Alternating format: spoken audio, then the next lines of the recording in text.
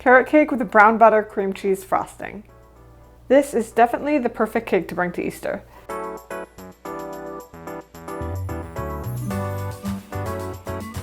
Hi, I'm Jessica and welcome to my channel. Today I'm making carrot cake.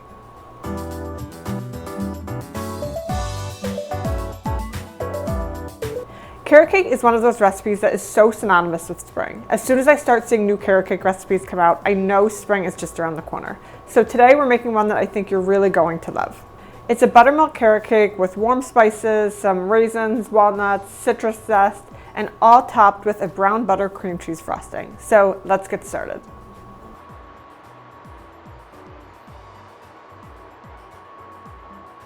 Before we start mixing, I've done a few things as prep. Preheated my oven to 350 degrees, and then I have greased and lined 2 cake pans with parchment paper. In the recipe, you'll see the different cake pans you can use and how to adjust your cook time depending on what one you're using. I also have my cream cheese and my brown butter out at room temperature for when we make the frosting, and otherwise, I think we're ready to start. You might already notice that there is no stand mixer used for this recipe. It's all going to come together in this bowl. We'll use a stand mixer later for the cream cheese frosting, so we'll talk more about if you need that later. But for right now, just the bowl. I have a whisk, rubber spatula, and then a microplane to grate my citrus. So otherwise, it all comes together pretty simply. I'm going to start by adding both of my sugars to the bowl. I have brown sugar. This is dark brown sugar. You can use dark brown or light brown sugar. And then white sugar as well. I want to break up that brown sugar and mix these together before I add any other ingredients to the bowl. Now that those are mostly combined, I'm going to add in my eggs and whisk together. I do have all of my ingredients at room temperature, but this is an oil-based cake, not a butter-based cake, so it's not as important. Now I'll whisk together my sugar and my eggs until everything is combined. For the next step, I'm going to zest a whole orange. The citrus zest adds such a brightness to the cake, and paired with those warm spices and raisins, it really is a great addition to this cake. Okay, we want to make sure that we only get the orange parts, not any of the lighter parts because they can be bitter. And one little spot there, set this aside. Now I'm going to stream in my oil and mix that together. The nice thing about an oil-based cake is it stays moist for longer as opposed to a butter cake. So this is a cake that will freeze well, and you can certainly make a day or two in advance, and it will not be compromised or dry at all. Next, I'll pour in the buttermilk, which gives the cake a nice tang and really an unmistakable flavor. So you certainly can use regular milk if that's all you have on hand, but I think the buttermilk is a really nice addition here. And lastly, for our wet ingredients, some vanilla extract. And give this all a good mix.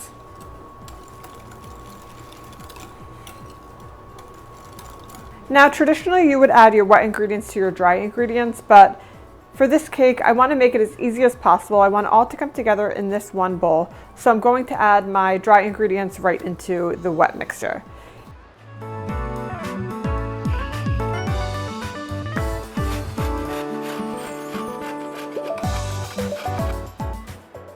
Here I have my shredded carrots that I just shredded on a handheld cheese grater. About 2.5 cups, and that depends on the size of the carrots that you use. When I was writing the recipe originally, I used 4 carrots, but today they were larger, so this is only 3 carrots that are peeled and washed. I know that carrot cake mix-ins are a hot topic. I decided to go with toasted crushed walnuts and raisins only. I think that crushed pineapple adds too much moisture for one, and we have that nice citrus flavor of the orange in here instead, so I don't think there's any place for crushed pineapple in here. No coconut, no pineapple, trust me on this one. That's my hot take. I'll add my crushed walnuts that I have pre-toasted for about 4 to 5 minutes in the oven and then chopped, and my raisins. And I'm going to add my baking powder and my salt and spices to the flour. Here I have used cake flour. It's just what I had on hand, but you can certainly use all-purpose as well. I think that the cake flour makes it a little bit lighter and tender, so that's what I opted for today. But all-purpose, I have tested it as well, and it is just as good. Now I'll add my dry ingredients to my wet ingredients and give it all a good mix.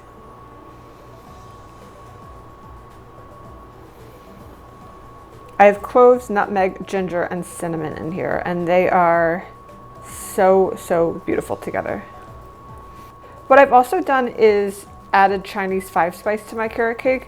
It has a little bit of star anise in there as well, so it is a different flavor, but it's those beautiful warm spices that go perfectly with this. So if you have Chinese 5-spice on hand, I think this is a great application of it. And now everything is mixed together. Just look for any little white pockets and make sure all of that flour is combined. Okay, set this aside and get my 2 baking pans. When you're making multiple cakes, you really want to make sure that the cake batter is evenly distributed, and this is where I use a kitchen scale. And it may seem like you can kind of eyeball it, but for a few reasons, it's absolutely best to use a scale. One is because if there's the same exact amount of cake batter in there, they will cook for the same exact amount of time. The second is that when you're stacking this cake, if you add more to one pan, the layers are going to be uneven when you slice into that cake. So for these reasons, I always use a kitchen scale when I'm using more than one pan.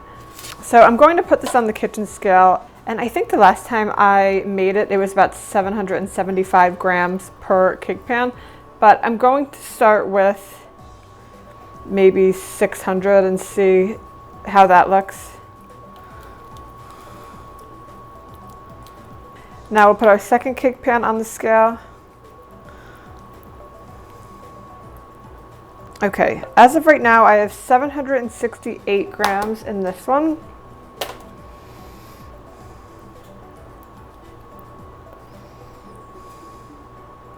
$800 in this one. And just kind of go back and forth and add until it is all evened out. All right, 767. And add this last little bit here. All right, so I have 818 grams in this one, 820 grams in this one. So that is close enough for me. I'm gonna give these a tap just to remove any air bubbles, and then we'll put them in a 350-degree oven until they are done. When you're cooking multiple pans in the oven at the same time, you just wanna keep them on the same level or rotate them.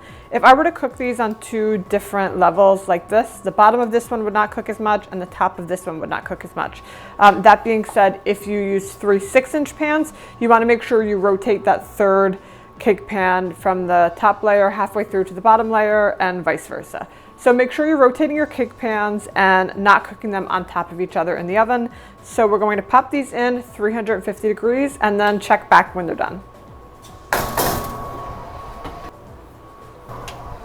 Both of my cakes are out of the oven. They cooked for about 35 minutes and have cooled slightly. So because I'm going to frost my cake today as well, I want to remove them from the cake pan because any residual heat that is in this pan is going to prevent them from cooling down. So what I'm going to do is invert them onto this wire rack. I just have the baking sheet here to catch any crumbs, but this way they will cool down quickly and we will frost them sooner. I'm just going to run a paring knife along the edge of the cake pan to loosen it. And since we have the parchment paper on the bottom, this should come out quite easily. And I'll do the same with the other cake. I'm going to try to make this look as smooth as possible, but I doubt that's going to happen. So what I'm going to do is put the wire rack on top of these and then flip them both over and put this back down. So again, just putting it on here to prevent any crumbs that might come out. And if all goes well, it's going to be a clean release from the pan. Beautiful. Get that parchment paper off as well. And one more.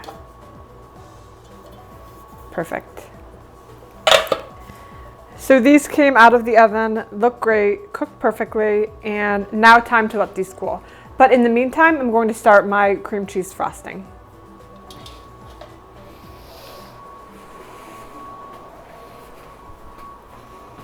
Here I have my stand mixer and all of my ingredients for the brown butter cream cheese frosting.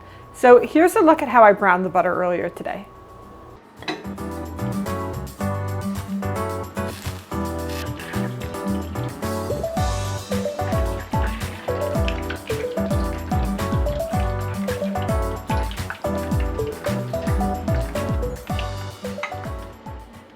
That butter has since come to room temperature and is ready to use. So it is firmed up quite a bit, and what you'll notice is when you have brown butter that comes to room temperature, all of those brown milk solids go to the bottom of it. So while it may look like traditional room temperature butter on the top, it is not.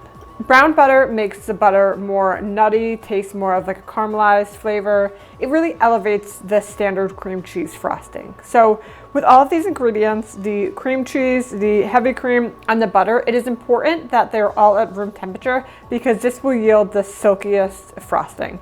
We don't want any chunks of butter in there, any clumps of cream cheese, or anything that is less than a silky, beautiful cream cheese frosting. So I'm going to start by adding my room temperature butter to my stand mixer. And to that, I'll add my cream cheese. This is not the time to use a low-fat cream cheese. Make sure that it's full fat because in this recipe, the fat is the good stuff. It's what's going to make it creamy. It's what's going to give it some structure. So definitely get full fat cream cheese. I'm going to start just by combining my butter and cream cheese and mixing them together for about 1 to 2 minutes until light and fluffy.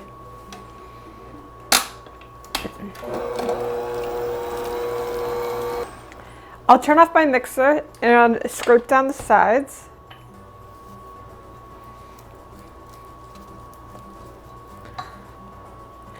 And add in about half of my powdered sugar. Now go very slow when pulsing this together or else you're gonna have powdered sugar all over yourself and your kitchen, and I'm wearing black so I cannot risk that. So just going to pulse this a few times on low.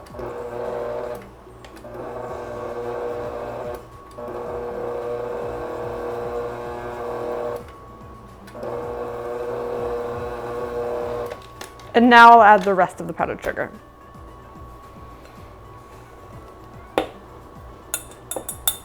And same thing, a few pulses on low, and then we can turn it up to high and whisk it until combined.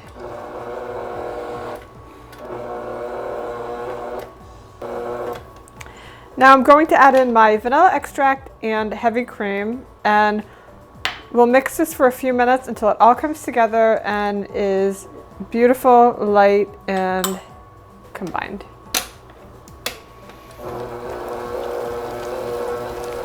Use your rubber spatula to scrape down the sides of this every few minutes as needed so that it all comes together and there's no bits of butter, cream cheese, or confectioner's sugar left on the edges of the bowl or on this mixer in the center of the attachment. Sometimes it catches. So let's get that powdered sugar off of there, scrape down the sides, and let the mixer do its thing. Even as this is mixing, you can smell the nuttiness of the brown butter. And I think this just elevates the carrot cake. So it's not your standard run-of-the-mill carrot cake. It's just a little more elevated and has a little more nuance of flavor. Let's have a look at this frosting.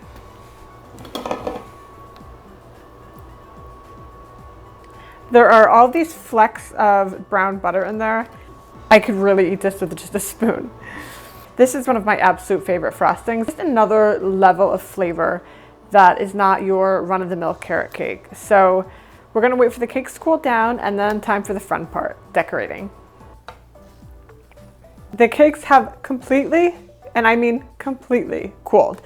They will often have a lot of residual heat and you think that they're cool enough to frost, but once you put the frosting on them, or certainly stack them on top of each other, there is residual heat that then melts the frosting. They're sliding all over the place. The frosting obviously melts off of the cake. So make sure that they are cooled for at least 1 to 2 hours at room temperature. You just don't want any frosting mishaps. We've come this far. You don't want to mess it up now.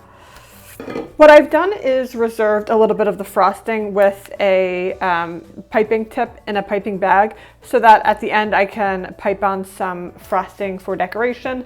And this is optional as well, but I have some crushed walnuts that I'm going to press up against the side of the carrot cake once we finish frosting it. For scooping the frosting on, I have an ice cream scoop and then a spatula to smooth everything out. If you are talented and have skills that I do not possess, you can certainly use other cake decorating equipment.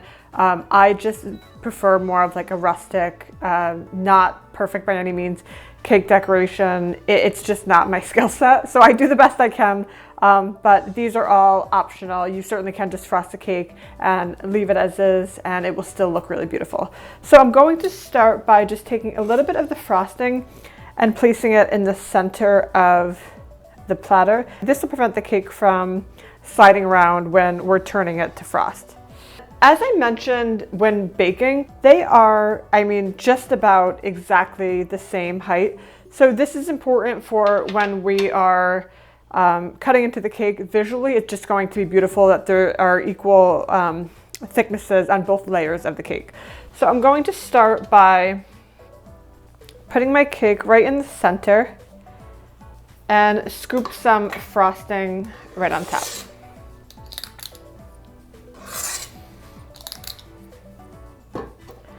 I'll smooth it out with my flat edge spatula.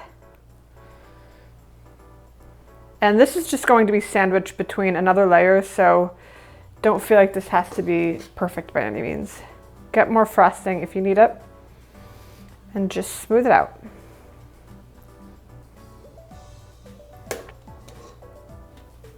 And I'll place my second layer right on top. I just want to make sure that this looks even, and it does. And now repeat by just scooping some of the frosting on top and smoothing it out.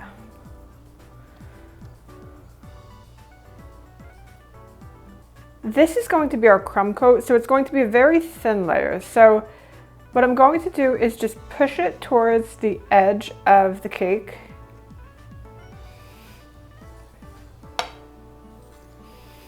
And smooth it along the sides.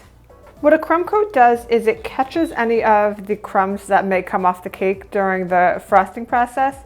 And then we're going to pop it in the refrigerator, let the frosting firm up a little bit, and all of those crumbs will stick to that initial layer of frosting. So that way the finished result is free of any crumbs and looks much better. And again, just smoothing this in a thin layer.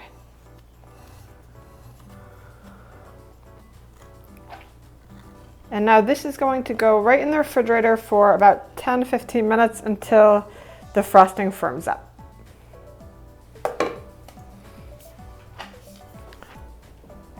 Now that the base layer of our frosting has firmed up, I'm just going to scoop the rest of the frosting onto the cake and then smooth it out over the top and the sides. Again, this is not something that has to be perfect. Just make sure you cover all of the surfaces of the cake and get it in a nice smooth layer. The nice thing about adding the crushed walnuts to the base of the cake is it can cover up any oopses or spots of the cake that aren't frosted perfectly. And as always, I think that it is a good indication of what's inside the cake. So I like to decorate the outside of the cake with something that is inside the cake. And by all means, if you have a nut allergy or if you don't like walnuts, you can leave them out. You can certainly add toasted pecans or just leave them out altogether. It's up to you. And every so often what I like to do is just kind of make sure that the cake is still level, that we haven't moved it around too much. and that everything is looking okay.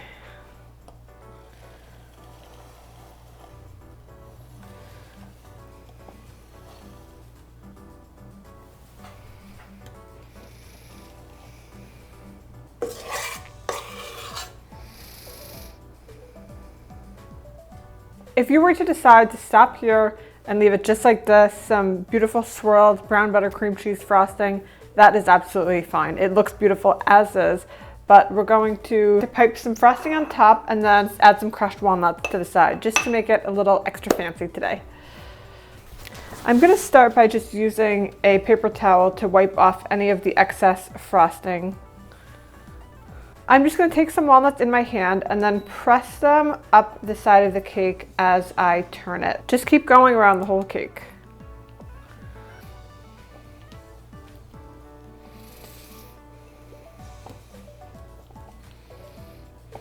And then I'll wipe off any of the excess walnuts along the edges.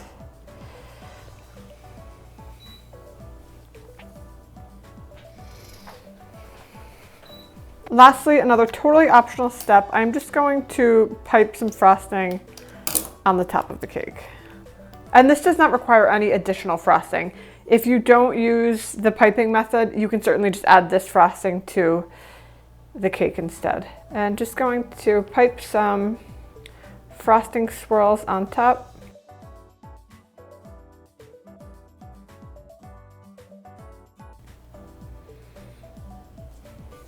All right, and there you have it. Carrot cake with a brown butter cream cheese frosting. Now, let's have a taste.